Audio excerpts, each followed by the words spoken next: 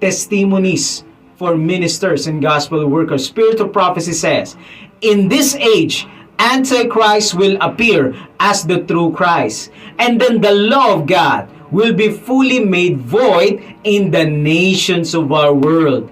This is the new leadership of the Antichrist and Satan. Rebellion against holy law will be fully ripe.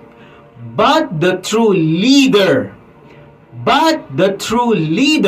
of all this rebellion, maneuvering to the Antichrist. If you look at the news recently, in yesteryears, this is what Pope Francis is pushing to all the nations in the world. And the nations of the world replied, sounds good.